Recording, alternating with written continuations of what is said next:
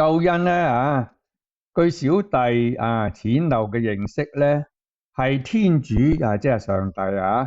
預賜俾人類嘅最大恩典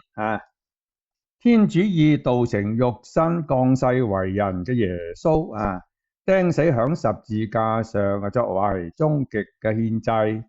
並且以佢嘅聖死聖血咧去洗清人類嘅原罪，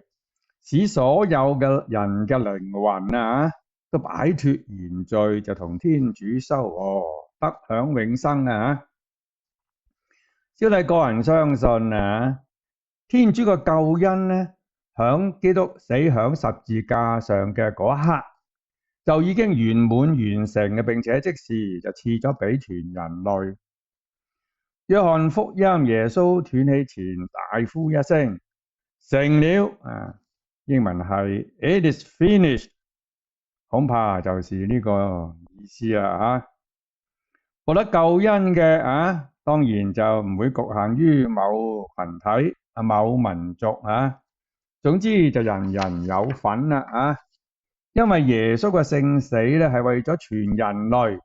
唔會僅為小撮人所以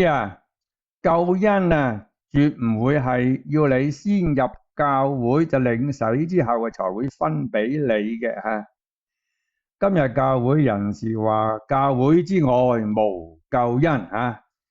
即係如果你唔入教就冇份啦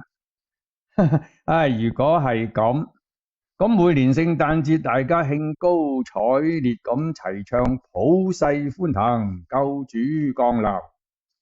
就真係普世個屁